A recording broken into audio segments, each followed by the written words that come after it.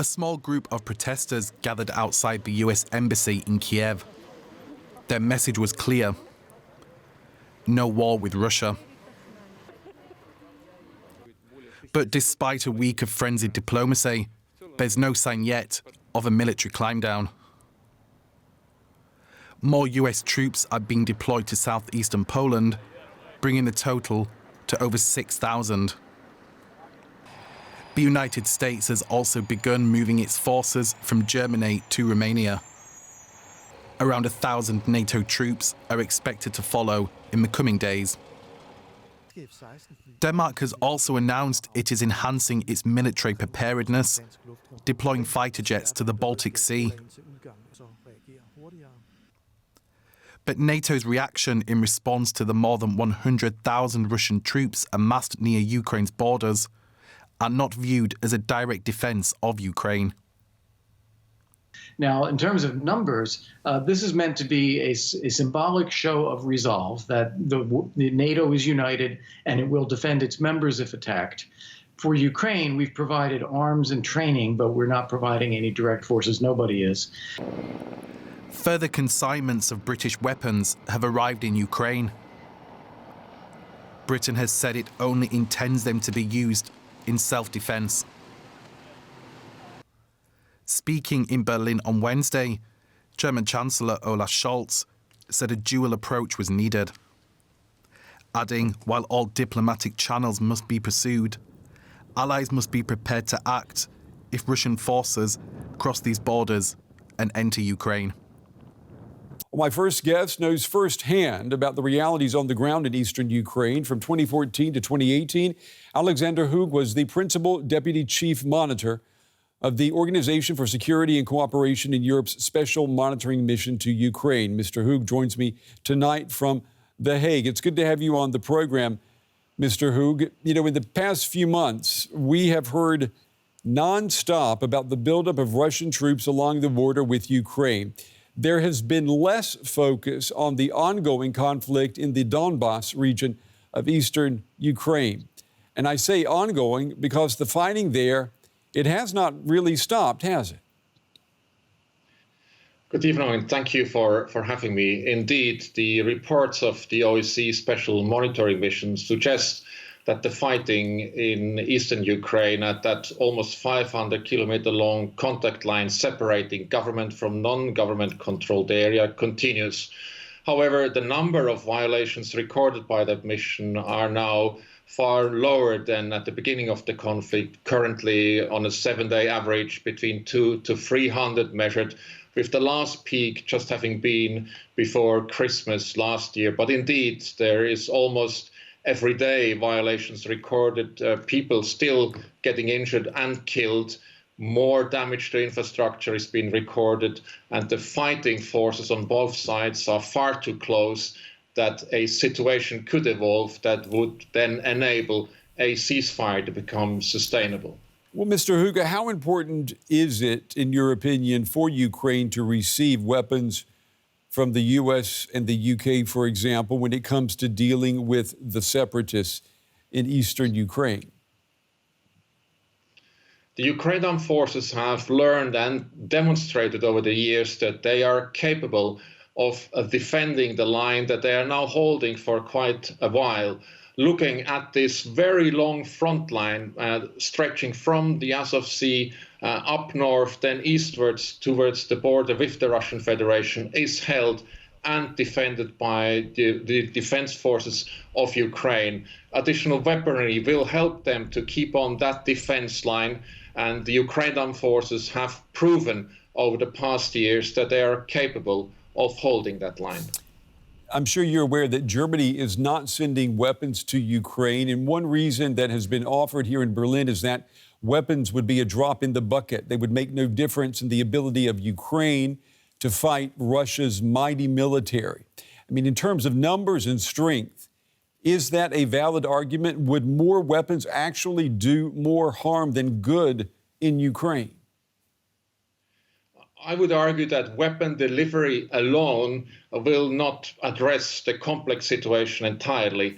More is needed, and I would also suggest that not all measures should be excluded right from the beginning. Weapon delivery, sanctions, political measures, other support activities by the West should remain on the table. Weapon deliveries alone standing, as I mentioned before, won't really change the situation as it is now. More is needed, and to the delivery must also come dialogue, must come discussions on what possible economic activities and sanctions could be put in place should aggression continue to be displayed. Let me put you on the spot here, Mr. Hug. Do you think Germany is making a mistake by not sending weapons to Ukraine? I think all options should remain on the table. Options are there to generate a reaction from the opposite side, and that reaction will then help to continue finding a solution out of this stalemate.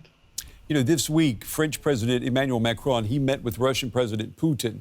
And following their meeting, Macron said that the Minsk II agreement, which aimed at ending the war in eastern Ukraine, he said it's the only path to peace now. Do you agree? The Minsk agreements not only contain measures to stop the fighting that we have just been discussing in eastern Ukraine, but they contain measures on the humanitarian, economic and political side to address this conflict. That package of measures, as imperfect as it might be, is the only one that is currently available. And it is also the platform where discussions currently do take place. The dialogue on how to implement these agreements will help to find eventually a solution out of that conflict, but it requires everyone who have signed these agreements to play along. Well, you know, Russia still insists that it is not a party to the conflict in eastern Ukraine and is therefore not bound by the terms of the Minsk agreements. I mean, do you foresee any way to change Vladimir Putin's mind regarding that? The Normandy talks, the Normandy 4 talks, include the Russian Federation. The Russian Federation has signed all the agreements that have been signed in Minsk, including that Minsk II agreement that has been signed on the 12th of February 2014. Russia is part of this discussion, and Russia must be part of the solution. So Russia, though, by signing it and yet saying it's still not a party to the conflict, is, well, it's speaking out of both sides of its mouth, isn't it? Russia has obligations under these agreements, and these obligations continue to apply. And Russia also takes this serious. It continues to contribute to these debates. Russia has a stake in this conflict, and Russia must be part of the solution to this conflict in eastern Ukraine, but also the much broader conflict that is brewing in Eastern Europe. You know, tomorrow, Mr. Hughes, here in Berlin, envoys from France, Germany, Russia, and Ukraine, they will be meeting. I mean, if you are an optimist, what do you see as the best possible outcome? I would hope for less diplomacy with the megaphone, but more diplomacy behind closed door, so that the quite different positions that Russia and the West now have can be discussed behind closed doors, so that positions can be explained and solutions can be found. It's very important that Ukraine is part of this discussion. Then it is all about Ukraine. And as long as Ukraine is in these discussions, I'm confident that solutions that would support Ukraine's sovereignty and integrity can be found. Mr. Hughes, before I let you go, what is your personal opinion about the Russian troop buildup along Ukraine's border? Do you think Vladimir Putin will order an invasion? I think the buildup of forces is part of the negotiation tactic that the Russian Federation has displayed. I would not say that I would exclude it, but also would not say that it will happen tomorrow. It is part of a wider plan, I assume, that Moscow has to engage in dialogue, in confrontation with the West, to make its position clear. The dialogue that will happen tomorrow in Berlin and all the ones that we have seen in the past couple of days and weeks are part now of what will play out in response to that buildup. Mr. Alexander Hug, it's very good to get your insights tonight, especially someone who knows what's going on the ground in eastern Ukraine. We appreciate it very much. Thank you. Thank you. For more now, I'm joined by Raphael Loss. He is with the European Council on Foreign Relations.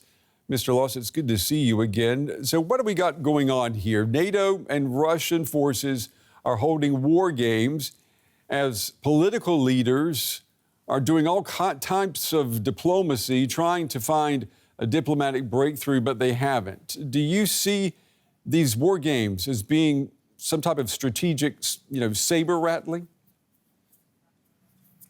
Well, as your report just outlined, Russia has amassed upwards of 100,000 troops on the border with Ukraine. It has deployed troops to Belarus for exercises.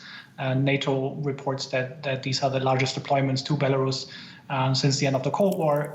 The Russian Navy is amassing ships in the Black Sea, and the Russian National Guard is mobilizing units. At the same time, NATO, in an effort to show support to Eastern allies, to reassure them, to signal to Russia that there is a resolve to act united as an alliance and to defend NATO territory. At the same time, NATO leaders have not in any way indicated that they would send troops to fight alongside Ukraine. Rather to the contrary, they've made very clear that NATO will not be involved if there is a Russian attack on Ukraine. Let's compare the numbers, though, for a moment, Mr. Loss. You've got 130,000 Russian troops along the border with Ukraine. The U.S. sending, 2,000 troops to Eastern Europe, NATO members. I mean, that's just a drop in the bucket. It's more symbolic than anything else, right? It is purely symbolic. It is really an effort to bolster NATO support for Eastern allies. These troops will not be involved in any conflict between Russia or Ukraine, but they are supposed to signal to Russia that NATO is serious and that it is serious about protecting its territory and its allies. As I said, NATO leaders have in no way indicated that they would get involved, fight alongside Ukraine, but they've sent weapons. They have described a serious sanctions package that would significantly hurt Russia if there was a renewed attack on Ukraine. And there's been other sort of economic support for Ukraine as it is suffering a severe economic crisis that has been triggered by this, specter of renewed war. Tomorrow here in Berlin, we're going to have negotiators from the group that's known as the Normandy format. France, Germany, Ukraine, and Russia. They're going to meet. They're going to try to salvage the Minsk II agreement, which was designed to bring peace to eastern Ukraine. What are your chances there for anything coming out of this meeting other than a lot of talk? I mean, it is encouraging that we continue to talk, that Western leaders have visited Vladimir Putin in the Kremlin over the past couple of days. Olaf Scholz, the German Chancellor, is going to visit next week. There's close coordination between NATO allies, between the European Union member states, with partners in the region, including Ukraine, and to get everything on the diplomatic track towards de-escalation. But in the end, this is Putin's decision to make, whether he wants to use any of the off-ramps that NATO leaders have presented him with. There's a proposal on the table to engage in risk reduction measures and strategic stability talks, to renew an arms control agenda between the West and Russia. But as the troop buildup continues, the pressure and the tensions continue, and this could be a very sort of drawn-out crisis that we'll see over the next couple of weeks continue. Raphael Loss with the European Council on Foreign Relations. Mr. Loss, as always, we appreciate your time and your insights tonight. Thank you. Well, the U.S. is sending more than 1,000 troops from Germany to Romania to beef up NATO's Eastern European defenses. Romania has been investing heavily in defense as well as modernizing its armed forces. DW's Alexander Van Namen takes us on a naval exercise in the Black Sea.